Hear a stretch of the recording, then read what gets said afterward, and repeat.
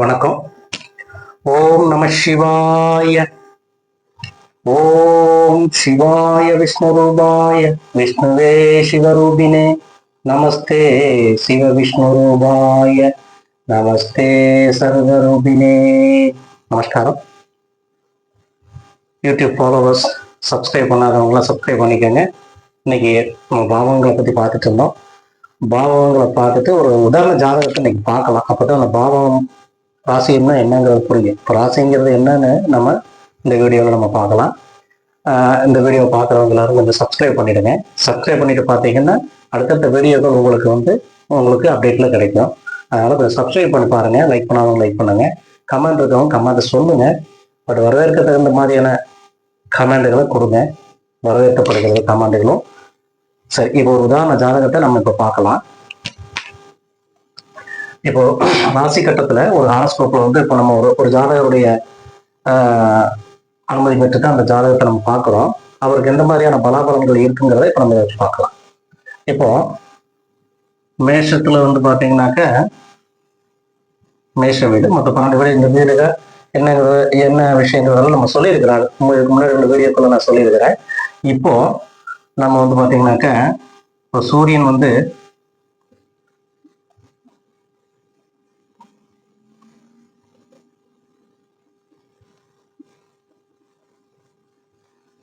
சூரியன், சந்திரன், சனி, செவ்வாய், புதன்,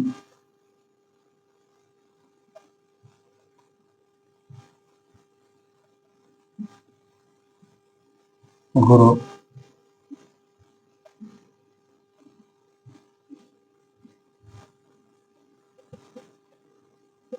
சுக்கிரன், ராகு, கேது. மறுபடி ஃபர்ஸ்ட் நம்ம லக்னத்தை போட்டுக்கலாம். இப்போ லக்னம் பார்த்தீங்கன்னாக்க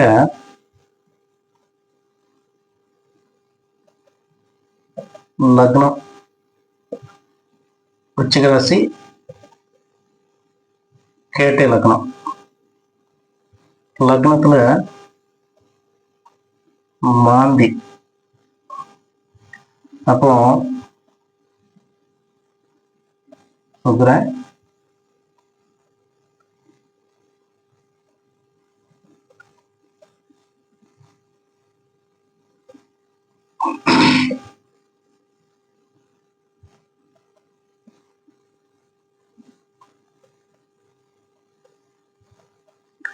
இப்போ சந்திரன், செவ்வாய், புதன், குரு, சுக்கிரன், சனி, ராகு, கேது. இப்போ ஏற்கனவே கடந்த வீடியோவில் நான் சொல்லியிருப்பேன், கால சர்ப்ப தோஷம் சொல்லியிருப்பேன். இந்த கால சர்ப்ப தோஷம் என்னன்னு கேட்டீங்கன்னாக்க, இந்த கால சர்ப்ப தோஷம்ன்றது இவர் அந்த கிரகங்களை கூட எல்லாத்தையுமே தன்னுள்ள அடக்கிக்கும். அதாவது ராகு, கேது. அதாவது கேது பார்த்தீங்கன்னாக்க மேசராசிலையும், ராகு துலாம் ராசிலையும் இருக்குது. இந்த துலாம் ராசியில இந்த ராகு கேதுக்கள் என்ன பண்ணுது அப்படின்னாக்க கிரகங்களை கூட அடைச்சிருது. கிரகங்களை கூட பாதி. இப்போ இந்த ராகு கேதுக்கு நேரம் நம்ம இப்போ அப்டேட்ல கோடு போட்டோம்னாக்க, இந்த கோடு போடும்போது பார்த்தீங்கன்னா ஃபுல்லா எல்லா கிரகமும் இந்த ராகு கேதுக்குள்ள போயிடுது. அப்போ அந்த ராகு கேதுக்குள்ள போகும்போது இது இப்போ ஆன்டி கிளாக் வைஸ்ல போகுது. ஆன்டி கிளாக் வைஸ்ல ராகு கேது சுத்திட்டு இருக்குது. இதுல லக்னம் மட்டும் பார்த்தீங்கன்னா வெளியே வருது. இந்த கால சர்ப்பதோஷம். கால சர்ப்பதோஷம் இந்த ஜாதகருக்கு இருக்கு. அப்ப இவர் எங்க போய் வழிபடணும்? இந்த கால சர்ப்பதோஷத்துக்குன்னு ஆலயங்கள் நிறைய இருக்கு. அப்போ இந்த ஆலயங்கள்ல போய் நம்ம வழிபடும் போது இந்த கால சர்ப்பதோஷத்தினுடைய அந்த தோஷ நிவர்த்தி நமக்கு ஆகும். அப்ப இவர் ஃபர்ஸ்ட் போய் நம்ம என்ன பண்ணணும் அப்படின்னாக்க, இவர் தோஷ நிவர்த்தி பண்ணணும். தோஷ நிவர்த்தி பண்ணனா மட்டும்தான் இவருக்கு வரக்கூடிய வாழ்க்கையில் வரக்கூடிய ஏற்றமான காலங்கள் எல்லாமே நல்ல முறையில தடை இல்லாம அவருக்கு கிடைக்கும். அப்ப நம்ம இந்த ஜாதகரை சர்ப்பதோஷத்துக்கான ஆலயங்கள்ல போய் நம்ம வணங்க சொன்னா என்னன்னா, அவரு இந்த ஜாதகர் வணங்குறதுக்கு இப்ப ஆயத்தமா இருக்கு. இப்போ நம்ம ஒவ்வொரு கிரகங்கள் எப்படி அமர்ந்திருக்குங்கிறத நம்ம பார்ப்போம். இப்போ பாவம் மேஷராசி சொன்னேன், ரிஷபம், மிதுனம், இந்த 12 ராசி கட்டங்களையும் நம்ம பார்த்து 12 வீடுகளையும் நம்ம பார்த்தோம். இந்த 12 வீடுல ஒவ்வொரு வீடுலயும் ஒவ்வொரு கிரகம் அமர்ந்திருக்கு. இந்த கிரகம் அமர்வு எந்த மாதிரியான பலாபலன்களை இந்த ஜாதகருக்கு கொடுக்குங்கிறத நம்ம இப்ப பாக்குறோம். இப்போ மேஷராசியில வந்து கேது அமர்ந்திருக்காரு. அப்போ கேது செவ்வாய்க்கு பாத்தீங்கன்னா பகைஸ்தானம். கேது அஸ்வினி நட்சத்திரத்தில் இருக்காரு. அதாவது இப்ப நான் வந்து நாலாம்ச ரீதியா அந்த கட்டங்கள்ல எங்கெங்க அமர்ந்திருக்குன்னு போட்டிருக்கிறேன். இப்ப இதுல வந்து பாத்தீங்கன்னா அஸ்வினி 4ஆம் பாதத்துல கேது அமர்ந்திருக்காரு. அஸ்வினி 4ஆம் பாதத்துல கேது அமர்ந்திருக்காரு. அப்போ கேது சாரம் வாங்கி அமர்ந்திருக்காரு. கேது தான் அஸ்வினி நட்சத்திரத்துக்கு ஏற்கனவே உள்ள நான் சொன்ன வீடியோக்கள்ல சாரம் வாங்கி உட்காந்துருப்பாங்க. அதாவது அஸ்வின் நட்சத்திரத்துல உட்கார்ந்து கேதுடைய சாரத்தை வாங்கி அஸ்வின் நட்சத்திரத்துல கேது பகவான் அமர்ந்திருக்காரு. தன்னுடைய சாரமே வாங்கியிருக்கிறாரு. பட் இது செவ்வாயோட வீடுங்கிறதுனால பகைஸ்தானத்துல அமர்ந்திருக்காரு. பகைஸ்தானம் பெற்று கேது அமர்ந்திருக்காரு. இப்ப இந்த வீட்டுல சூரியன் உச்சம் சொல்லியிருக்கேன். சூரியன் உச்சம். இப்போ ஒவ்வொரு கிரகங்களும் இந்த வீட்டுல அமரும் போது சந்திரன், சூரியன், சந்திரன், செவ்வாய், புதன், செவ்வாய் ஆட்சி, புதன், குரு, சுக்கிரன், சனி, ராகு, கேது, இப்படி ஒவ்வொரு எல்லா கிரகங்களும் இந்த வீட்டுல எந்த கிரகம் அமர்ந்தோ அந்த கிரகத்துக்கு தகுந்த மாதிரியான இந்த வீட்டுல ஒவ்வொரு கிரகத்துக்கும் நட்பு இருக்கும்.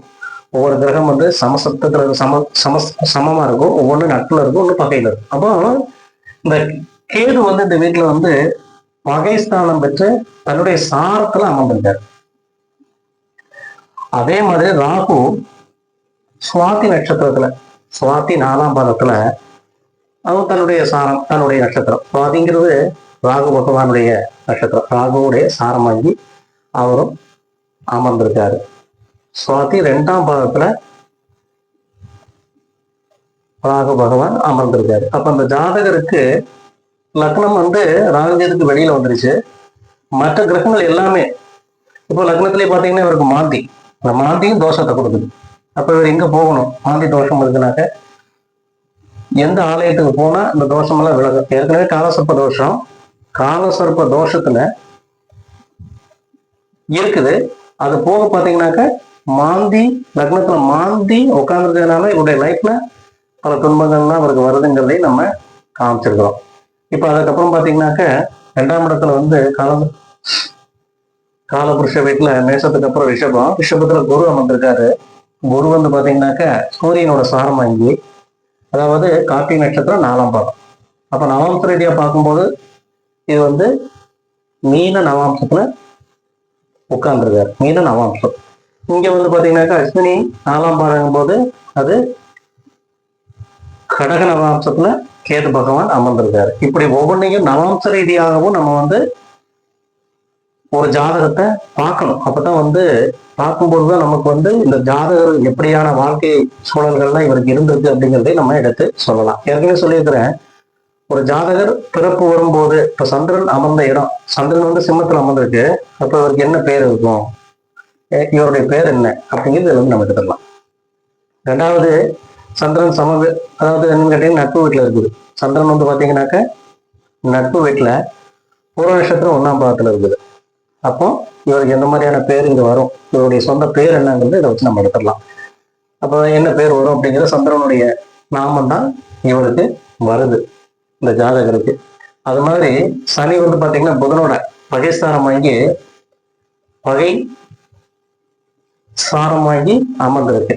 இப்ப இந்த ஜாதகருக்கு 1, 2, 3, 4 4ஆம் பாதத்தின் அதிபதி எங்க இருக்காரு? பாக்கியஸ்தானத்துல.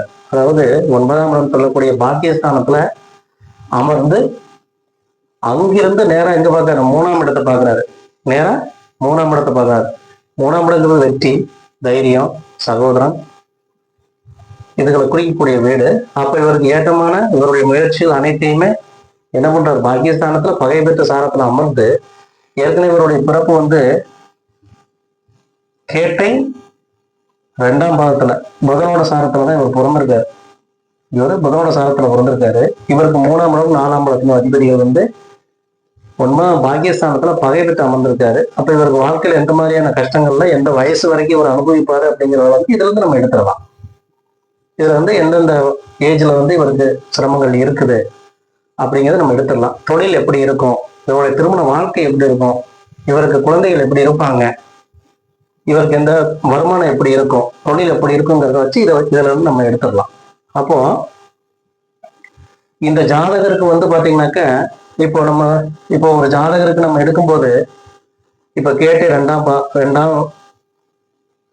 பாதத்துல எத்தனை டிகிரியில லக்ன புள்ளி விழுந்திருக்குங்க கணக்கெடுக்கணும். அதுல இருந்து எடுக்கும்போது இவருடைய வாழ்க்கை இப்ப வந்து பாத்தீங்கன்னாக்க விருட்சம், தனுசு, மகரம், கும்பம், மீனம், இதுல எல்லாம் பாத்தீங்கன்னா தொழில் வந்து ஓரளவுக்கு பரவாயில்லாம இருக்குது, ஓரளவுக்கு இருக்கு. அப்போ இந்த இந்த கேது வந்து என்னொன்னு ஆண்டி கிளாக் வைஸ்ல வந்துட்டே இருக்கிறாரு. ஆண்டி கிளாக் வைஸ்ல வரும் வர வர வர பாத்தீங்கன்னாக்கா ஒரு இடங்கள்ல வரும்போது தொழில்களை தட்டறி விட்டுறாரு. அப்போ தொழில் வந்து சரியான அமைகிறது இல்லை இந்த ஜாதகருக்கு. அப்போ சொந்த தொழிலுங்கும் போது அவருக்கு அமையும். இந்த சொந்த தொழிலை எப்படி நேர்மையா பண்ணணும் அப்படிங்கிறது ஒரு கணக்கு இருக்கு. அப்போ இதெல்லாம் எடுத்துதான் இந்த ஜாதகருக்கு நம்ம பாக்குறோம். ஒவ்வொரு கிரகங்களும் இப்ப நான் என்ன சொல்ல வர்றேன் அப்படிங்கிறத கேட்டீங்கன்னாக்க, இந்த பாவகம் இந்த ராசியில அமர்ந்திருக்கக்கூடிய கிரகம் என்ன சொல்லுது அப்படிங்கிறதுதான் நம்ம வந்து ஏற்கனவே இருக்கிற 2 வீடியோ நம்ம பார்த்தோம். இப்போ இந்த வீட்டை வந்து இந்த 10ஆம் வீட்டை வந்து சனி பாக்குறாரு. எப்படி பாக்குறாரு? இந்த மேசராசிய சனி வந்து 1, 2, 3, 4, 5, 6, 7, 8, 9, 10 ஏற்கனவே உள்ள வீடியோ நான் சொல்லியிருக்கிறேன். சனியினுடைய பார்வை 1, 3, 7, 10. அப்போ சனி இந்த வீட்டை பார்க்கிறாரு. அப்புறம் குருவுக்கு விரயத்துல வந்து விரயஸ்தானம் 12ஆம் இடங்கிறது வந்து அயனசயன போகஸ்தானத்துல கேது பகவான் வந்துடுறாரு. செவ்வாய்க்கு நான் ஏற்கனவே சொல்லியிருக்கிறேன் கடந்த வீடியோவில் 4, 8 பார்வை. அப்போ செவ்வாய் அங்க அமர்ந்திருக்காரு. செவ்வாய் வந்து 1, 2, 3, 4, 5, 6, 7, 8. அப்போ சனியும் இந்த வீட்டை பார்க்கிறாரு, செவ்வாயும் இந்த வீட்டை பார்க்கிறாரு. அப்போ இவருக்கு தொழில் எப்படி இருக்கும்? என்னதான் இவருக்கு திறமைகள் இருந்தாலும் கூட இவரால் ஒரு இடத்துல வந்து நிலையான தொழில் இவருக்கு செய்வதற்கான வாய்ப்புகள் இல்லை. ஏன் அப்படின்னு கேட்டீங்கன்னா, இவர் எங்க போனாலும் இவருடைய திறமைகள் ஜாஸ்தியா இருந்தாலும் இவருக்கு ஒரு ஈகோ இருக்கும். ஈகோ, தனக்கே எல்லாம் தெரியும் அப்படிங்கிற ஒரு ஈகோ இருக்கும். இந்த கம்பெனில இருந்து ஒரு நிர்வாகத்துல போய் வேலை செய்யறாங்க அப்படின்னா அந்த நிர்வாகமே காரண காரியம் இல்லாம அந்த வேலையை விட்டு அனுப்பிச்சிருவாங்க. இதை நம்ம அந்த ஜாதகத்தை கேட்கும்போது அவரும் ஆமா தான் சொல்றாரு. கம்பெனில இருந்து வேலையை விட்டு வந்துட்டீங்களா அப்படின்னா ஆமா. அதுக்கப்புறம் ஒரு சொந்த முயற்சியில சொந்தமா தொழில் பண்ணி அந்த தொழிலும் பார்த்தீங்கன்னாக்க இந்த தோஷம் இருக்கிறதுனால நிலையான தொழிலாகவும் அது அமையாம இப்போ இந்த தோஷ நிவர்த்தி எல்லாம் பண்ணிட்டு நன்முறையில் இருக்கிறாரு. பரிகாரங்கள்லாம் செஞ்சு நன்முறையில் இருக்கிறாரு. அப்போ நம்ம வந்து பார்க்கறது என்ன, எதுக்காக இந்த ஜாதகத்தை நான் சொல்றேன் அப்படின்னு கேட்டீங்கன்னா, இந்த ஜாதகத்துல இருக்கக்கூடிய கிரக அமைப்புகள், இந்த கிரக அமைப்புகள் வந்து நம்ம சரியா கணிக்கணும், தெரிஞ்சுக்கணும். முதல்ல எப்படின்னு கேட்டீங்கன்னாக்க, இப்ப இந்த கேது வந்து கடக நவாம்சத்துல அஸ்வினி நட்சத்திரத்துல கடக நவாம்சம் பெற்று இந்த வீட்டுல பகை ஸ்தானத்துல சுய சாரம் பெற்று அமர்ந்திருக்கு. இதெல்லாம் நம்ம தெரிஞ்சுக்கணும். அப்புறம் பாத்தீங்கன்னாக்க குரு சுக்கிரனுடைய வீட்டுல பகை சாரம் பெற்று மீன நவாம்சத்துல குரு எப்படி இருக்காரு? வக்ரமா இருக்காரு. வக்ரம் பெற்று அஸ்தங்கமாகி இருக்காரு. இந்த குரு வந்து அஸ்தங்கமாகி இருக்காரு. இப்போ இவருக்கு புதிய பொருளாதாரம் எல்லாம் இவருக்கு வந்து இருக்காது. பெரிய பொருளாதாரங்கிறது வந்து இவருக்கு இருக்காது. அந்தந்த காலகட்டம் வரும்போது அந்த சிறு சிறு கொடுக்கக்கூடிய விஷயங்கள் எல்லாத்தையுமே சொல்லிடும். அப்போ நம்ம என்ன சொல்றோம்னாக்க, இப்போ வந்து நெருப்பு வீடு, நீர் வீடு, காற்று வீடு, நில வீடு, நீர் வீடுன்னு சொல்றோம். அப்போ இவருக்கு அந்த இந்த தசா புத்தி வரும்போது குருவினுடைய தசா புத்தி அந்த சுற்றமும் அதிசூட்சம்னு சொல்லக்கூடிய அந்த காலகட்டம் வரும்போது இவருக்கு எதெல்லாம் கொடுக்கணுமோ அதெல்லாம் அந்த கிரகங்கள் கொடுக்கும். கண்டிப்பா வந்து இந்த காலகட்டங்கள் வரும்போது அவருக்கு அந்தந்த பலாபலன்களை எல்லாம் அவர் கொடுத்துட்டு தான் இருக்கும். ஆனாலும் அவருக்கு நிலையான ஒரு வருமானம் வேணும். அப்படிங்கும் போது அவர் எந்த மாதிரியான பரிகாரங்கள்லாம் பண்ணிக்கணும் அப்படிங்கிறது இது மூலியமா நம்ம பார்த்துட்டு இருக்கிறோம். இப்போ குரு வந்து எப்படி சூரியனோட சாரம்பத்தம் இருக்கு, சனி வந்து புதனோட சாரம்பத்து இருக்குது பகை ஸ்தானத்துல. இது சந்திரனுடைய வீடு. இது சூரியனோட வீட்டுல சந்திரன் அமர்ந்திருக்காரு. சந்திரன் எப்படி இருக்க சுக்கரனோட சாரம் பெற்று அமர்ந்திருக்காரு. சுக்கரனோட சாரம் பெற்று சந்திரன் அமர்ந்திருக்காரு. அதுக்கப்புறம் சூரியன் பாத்தீங்கன்னாக்க, சூரியன் வந்து புதனோட வீட்டுல புதனோட வீட்டுல உத்திர நட்சத்திரம் 3ஆம் பாதம், அதாவது உத்திர நட்சத்திரம் 3ஆம் பாதங்கிறது கும்பன வம்சம், அங்க அமர்ந்திருக்காரு. சூரியனுடையவே புதன் அமர்ந்திருக்காரு. புதன் எப்படி அமர்ந்திருக்காருன்னு கேட்டீங்கன்னாக்க வக்ர நிலையில அமர்ந்திருக்காரு. புதன் வக்ர நிலையில அமர்ந்திருக்காரு. புதன் வக்ர நிலையில சூரியனோட அமர்ந்திருக்காரு. ஏறத்தாழ இது ஒரு 5 டிகிரி கணக்குல தான் இந்த புதன் சூரியன்ல டிஃபரன்ஸ்ல அமர்ந்திருக்காங்க. அதுக்கப்புறம் பாத்தீங்கன்னாக்க செவ்வாய் பாத்தீங்கன்னாக்க புதன் ஆட்சி உச்சம். இந்த வீடு புதன் ஆட்சி உச்ச வீடு. அவருடைய உச்ச வீட்டிலேயே புதனோட சூரியன் சேர்க்கை இவருக்கு இருக்குது. அப்ப இந்த காலகட்டங்கள்ல என்ன நடக்கும் அப்படிங்கிறத நம்ம எடுத்துக்கலாம். இந்த இப்ப இவருக்கு பாத்தீங்கன்னாக்க புதன் தசை, அதாவது இப்ப பாத்தீங்கன்னாக்க சந்திரன் பூர்வநட்சத்திரம் இருக்கிறதுனால இவரு சுக்கரனோட தசா நடக்கும்போது இவருடைய பிறப்பு இருக்குது. சுக்கர தசை முடிஞ்சு சூரிய தசை, சூரிய தசை முடிஞ்சு சந்திர தசை, சந்திர தசை முடிஞ்சு செவ்வாய் தசை, செவ்வாய் தசை முடிஞ்சு ராகு தசை. இப்படி ஒவ்வொரு தசா காலங்களும் இவருக்கு நடந்துகிட்டு இருக்கும். அந்தந்த தசா காலங்கள்ல இப்ப சுக்கர தசை முடிஞ்சு சூரிய தசை நடக்கும்போது, சூரிய தசையில இந்த சூரிய தசை நடக்கும்போது சூரியனுடைய, இப்ப சூரியன் இங்க இருக்காருனாக்கா சூரியன் எந்த மாதிரியான அவருக்கு பலாபலன்களை கொடுப்பாரு அப்படிங்கிறது, தசா காலங்கள்ல என்னென்ன பலாபலன்களை கொடுப்பாருங்கிறத நம்ம இதன் மூலியமா எடுத்துக்கலாம். இதை வச்சு நம்ம சொல்லலாம் எப்படி கொடுப்பாரு அப்படின்னாக்க, அவருக்கு இப்ப பாத்தீங்கன்னா சுக்கிரன் இவருக்கு 18 வருடங்கள் 9 மாதங்கள், இவருக்கு 18 வருடங்கள் 9 மாதங்கள் சுக்கிரன் ஆட்சியில் இருந்தாரு, தசா நடத்திட்டு இருக்காரு. அப்ப தசா நடக்கும்போது, சுக்கிரனுடைய தசா நடக்கும்போது இவருடைய இளமை பருவம், அதாவது குழந்தை பருவம், அப்புறம் பாத்தீங்கன்னாக்க கல்வி படிக்கிற டைமு, அது முடிஞ்ச உடனே சூரிய தசை ஆரம்பிக்கு. சூரிய தசையில இவருக்கு திருமண காலங்கள் அந்த தசா காலம் வரும்போது நடக்குது. அதுக்கப்புறம் சந்திர தசை நடக்குது. சந்திர தசை நடக்கும்போது அவருக்கு அந்த தொழில் சம்பந்தப்பட்ட அந்த விஷயங்கள்லாம் நடக்குது. ஆனா இது எப்படி கொடுக்குதுங்கிறது தான் கணக்கு. இப்ப இவர் பிறந்த திதி நான் ஏற்கனவே சொல்லியிருக்காங்க, அந்த வீடியோல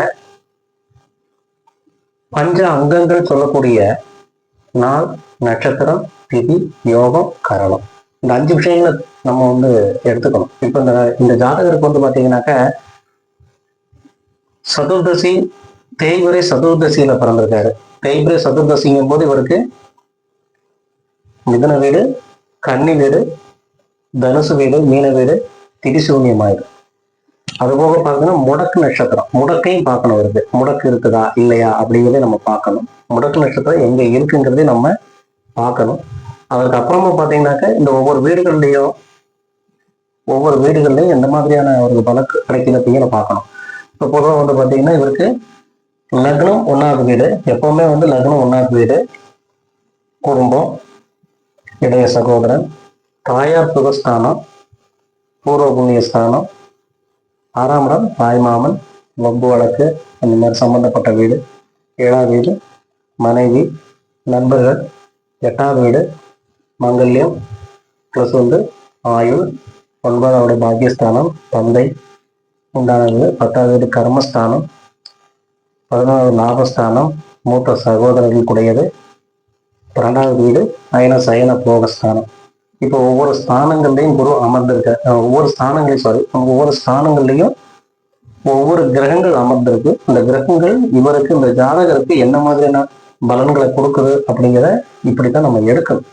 எந்தெந்த இடத்துல உட்கார்ந்துருக்கு, எப்படியெல்லாம் இருக்குது, அப்ப இவர் எங்க பிறந்தாரு, ஃபர்ஸ்ட் இவர் எங்க பிறந்தாரு அப்படிங்கிற நம்ம இவருடைய பெயர் என்ன, இவர் எங்க பிறப்பாரு, பிறந்திருந்தாரு, எந்த ஊர்ல இவர் பிறந்திருக்காரு, அதை நம்ம சந்திரன் அடிப்படையாக கொண்டுதான் நம்ம எடுக்கிறது, எந்த ஊர்ல. ஏன்னா இதுதான் அவருக்கு ராசி.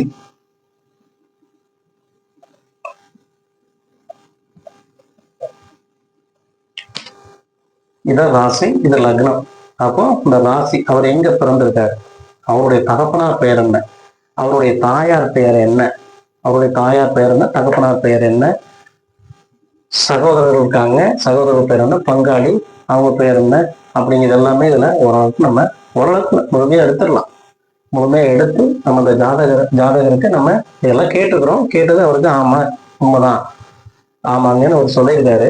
இதை நம்ம நேரடியாவே நம்ம பார்க்கலாம். அது போக பார்த்தீங்கன்னாக்க இவருக்கு இந்த 12வது வீட்டுல சுக்கிரன் ஆட்சி பெற்று இருக்காரா, 12வது இடத்துல சுக்கிரன் இப்ப நான் ஏற்கனவே சொல்லிட்டேன். இவருக்கு ஃபர்ஸ்ட் சுக்கிர தசையில பிறந்திருக்காரு. சுக்கிர தசை 18 வருடம் 9 மாதம். 9 நாட்கள் இவருக்கு சுக்கிரதசை இருக்குது.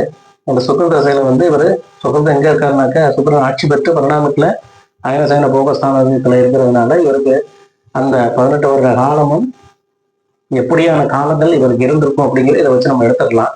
12ஆம் வீடு விரைவுங்கிறதுனால இவருக்கு இவர் பிறந்த நேரத்துல வந்து இவர் வீடு அத்தளவுக்கு செல்வ செழிப்புல ஒன்றும் பெருசா இல்லை.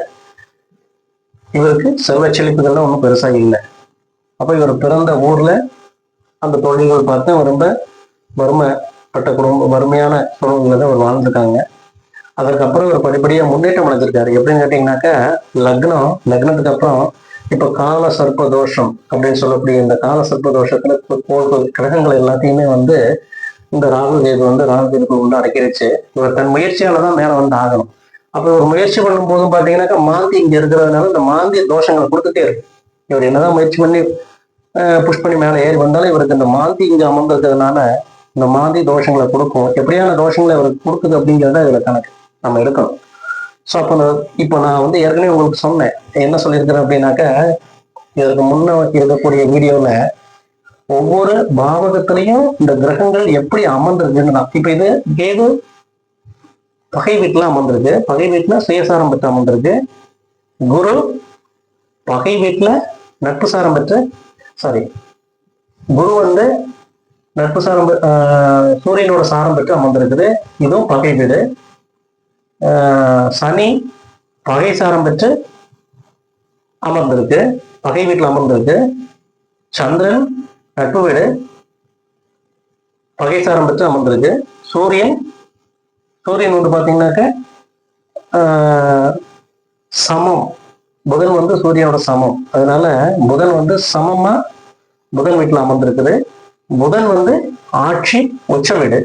புதனுக்கு இந்த வீடு உச்ச வீடு. எப்பவுமே மற்ற கிரகங்கள்லாம் பார்த்தீங்கன்னா வேற வீடுகள் தான் அதுக்கு உச்ச நீச்ச வீடா இருக்கும். ஆனா புதனுக்கு மட்டும் பார்த்தீங்கன்னா புதன் வீடு மட்டும்தான் அதுக்கு உச்சம். நான் ஏற்கனவே முன்னாடி இருக்க வீடியோல சொல்லியிருப்பேன். புதன் வந்து பாத்தீங்கன்னாக்க சித்தாந்தவாதி, சிந்தனையாளர், கணக்காளர்.